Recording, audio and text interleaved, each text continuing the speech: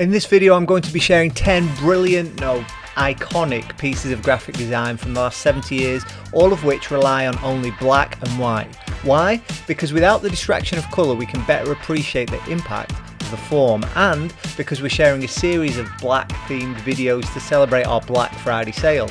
So if you're here at the end of November, be quick and check out the link to the promo in the description. Right, let's see what we can learn from these 10 classics and enjoy a bit of eye candy. That's not me, that's the work. This is the identity for the Massachusetts Institute of Technology Media Lab, a university in the United States, and at first it looks like we just have a very simple combination mark. We've got the type set in Helvetica bold, we have a very simple symbol with all these right angle edges. So what's really going on here? Well, the genius of this thing is this is actually a dynamic identity, and these symbols are based on this simple 7x7 grid. I have it in the book here actually. And you can see that this grid is the basis for all of these symbols that are able to be generated through the identity. There's a little animation actually on Pentagram's website here from this 2014 project, and you can see how all these different symbols for every single department or initiative within the university are able to be created. So everything looks like it's part of one identity, even though they can all have their own symbol for each activity. And this identity just applies black and white and the simplicity of this grid and this type so well and so consistently. It allows you to create so many different things like these posters here, and the order that comes to their website. It suits this technological institution, but also allows them to do some really interesting fun things like some of this merchandise. So definitely a really smart solution. Number 9 is the artwork for Late Night Feelings, the 2019 album from Mark Ronson. And if you missed the title there, it's Late Night Feelings. And here we have for the artwork a visual pun.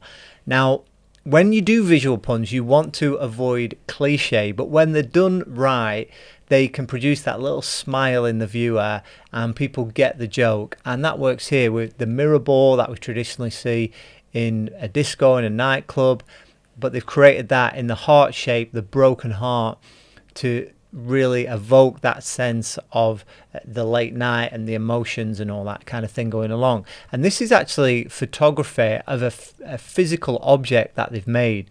There's actually, see in this promo photo with the artist sat on top of this, and this is a really clever creative, getting a prop designer involved, creating this thing that can be used for further collateral, but then just by shooting this artwork and moving it into black and white, again, really just emphasizes the form, and it's a really clever joke, but that avoids cliche. So it's really simple execution, very effective. Number 8. We have from 1968 this poster for an exhibition at a museum in Amsterdam. And the brilliant thing about this is it just applies great principles of graphic design, but also has some uniqueness to it, has some interest to it. This type, very strange, but we can read, even though some of this is in Dutch, we can see on the top line the words museum and Amsterdam. And it's still legible even though we have this very distinctive type. And if we zoom in, we can see that this type is all composed along this grid, where we span across the main cell of the grid and then into the gutter, and the curves on each corner just span the size of the gutter in the grid each time. So it's a very clever way to construct type that is unique looking. And this poster still applies key design principles. So we have the negative space, we have the sense of scale, where the title is much larger and the information is smaller, and it just, everything is in proportion. We've got this unique type, we have the grid, the form is like on display, it's visible the way it's constructed, and there's something really pleasing about that. So that's why this design is held up as a classic, 60 years later. Staying in the 60s, 1966, we have the Stedelijk calendar, Massimo Vignelli, and this is a calendar which is still produced today. As you can see here, you can buy the 2023 version, and you'll find this in half of the design studios that you visit. This is the one. And although this is very simple design, there's certain things about it that have just made it work and made it a timeless classic that people still want to hang on the wall. So you see that each month the colours alternate from black on white to white on black. So this again is an example of how the effectiveness of just black and white can be used to a big impact when simple ideas like this are employed. Also, the sense of scale. This is quite a large object, so that gives it that prominence and it makes it look more sculptural, more architectural, and it gives it that weight. If this was a very small thing, it wouldn't have that same impact. And it's just a simple use and a classic example of this European design, the Swiss modernism international style that Vignelli, as a European Italian heritage, brought to the United States.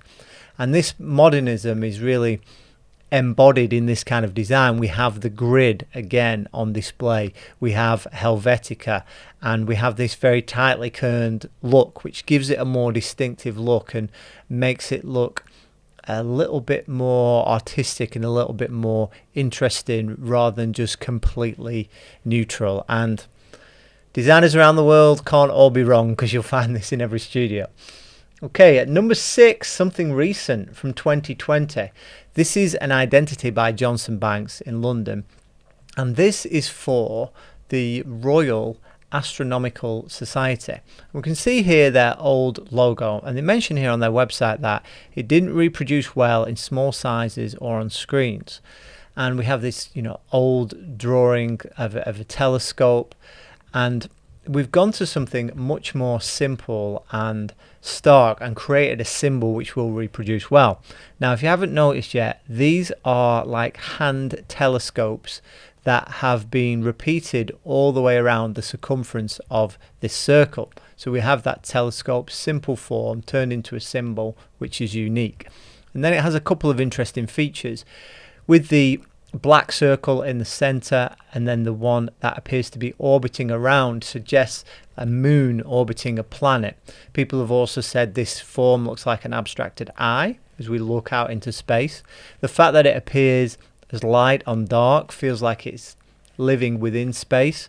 And also this tilt. So if you notice where the telescopes move from being in to out to in, this angle here is around the same, in fact it's the same angle, I think it's about 23.5 degrees, is it, as the Earth's, I won't get it right, but you see along there, the same as the Earth's axis.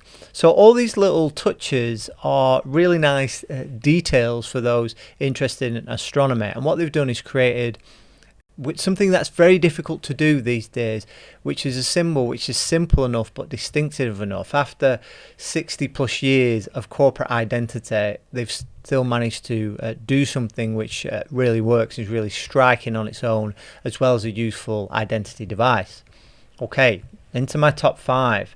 This is from 1959, and this is a poster by Armin Hoffmann, who's another one of the legendary Swiss designers that really popularized that whole style. And this is a poster that you often see as a classic of that genre.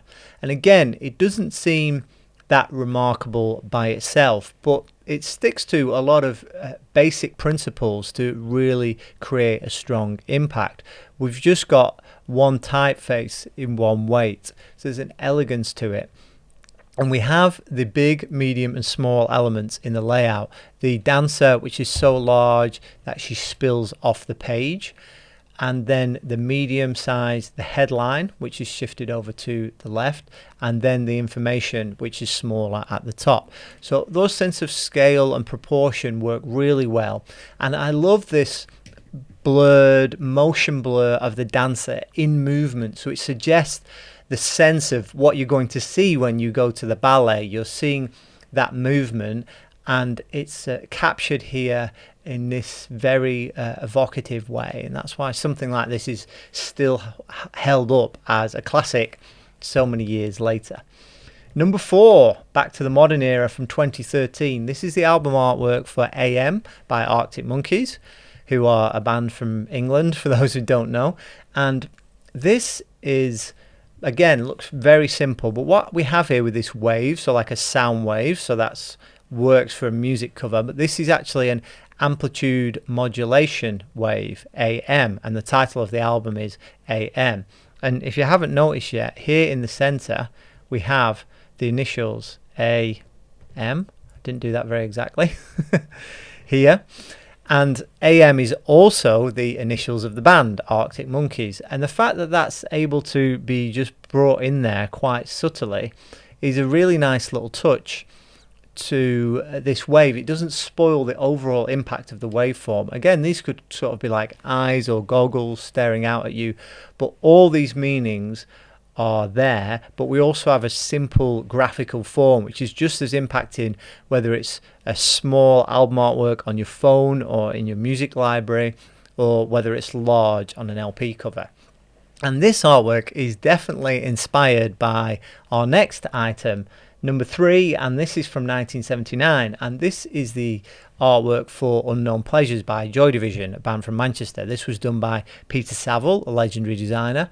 We actually covered him in one of the design history videos here on the channel, and this is a signal that is coming from a pulsar from space that was found in an encyclopedia, and Peter Saville simply reversed it. The original was black on white, and one of the band members found it and he reversed it to white on black, so it was in this sea of black, this field of black, again to appear like it's coming out from space. Now it's a little bit closer here on the CD artwork. This is probably the size, but I've got here the book with the LP size artwork, and you see it was on a much larger field and it had that background, and all the type, all the extraneous information was moved to the back of the sleeve, and it just had this simple graphic impact on the beginning, and it's become something that's become just like a little cipher in culture, just like a graphical symbol that, in fact, this probably explains it better. Here's Peter Saville, the designer of the original, with this t-shirt that somebody made as a joke. What is this? I've seen it on Tumblr. And it's just become the kind of thing that people put on coffee cups and oven mitts, but because it had just such an impact in its simple graphical form. Number 2 is from 1961, and this is the symbol for the World Wildlife Fund, the famous panda. And although there are probably better looking and even simpler and, you know, more geometrically pleasing marks that have been created even around animals since then, this is a triumph, having lasted for 60 years with just some little redraws. It's a triumph of negative space. So we have here only the black marks, and the white areas are implied here. And this has become the inspiration for so many modern symbols. And although I've seen some beautifully gridded animals, they take inspiration from this design, and the fact that it's been able to last for 61 years and become incredibly recognizable owes to the simplicity and the brilliance of this design. The fact that this panda is staring you down, and it's a really clever solution that it still works and it has become truly iconic. Okay, now for number 1 in my list. This isn't a definitive top 10, it's just for fun, it's just because we're here to learn, right? But I've chosen at number 1 this poster by Josef Müller-Brockmann from 1955, and this is for a Beethoven concert or series of concerts at Tonhalle, which is like a concert hall in Zurich in Switzerland. And again, here is one of the legendary figures within Swiss design. And this is a poster which is often used just as a representative of all his body of work and everything he's done, because it has so many of these key features. Again, we have this largest element, which is the graphical element, the medium-sized element of the title. Very clear hierarchy, even though it's not particularly huge on the page, the word Beethoven. If you were seeing this poster as you were maybe commuting through the railway station, you'd be able to see and recognize what this is, and if it's something you're interested in, it would encourage you to linger and maybe check out the information, which is the smaller element. But the construction of this is very, very clever. Again, in this book, we have these elements of these grid, the early sketches, and then the grid which has been used radially to construct these circular forms. And as they move around, they frame the image in a really interesting way. This isn't just some corner marks to frame something. It's a really interesting moving frame. And with this whole series of posters for concerts, Muller Brockmann was trying to convey the feel of music, the dynamism of music. He talked about the fact that because music is not visual, we need to represent it in some sort of abstract way. And some people might feel that it's stretching, but I feel like the sense of scale, the contrast that you get in Beethoven, amplitudes, the loud, the quiet, the drama of it is in some way represented here. There's some sort of feel of movement, of scale, and it's just framed beautifully. And I think the reason that this is used so much as an example, it's something that is talked about in graphic design schools to this day, is because not is it just such a incredible wow moment when you see this poster by itself, but it's because it's representative of everything that was brilliant and so influential about Swiss design. So what was in your top 3? Let us know down in the comments, and don't forget to check out the description where we have a full list of these projects with credits and a link to the Black Friday sale on all our programs, whether you want to sharpen your core design skills or level up in branding, web design, freelancing, Webflow. Until next time, happy designing.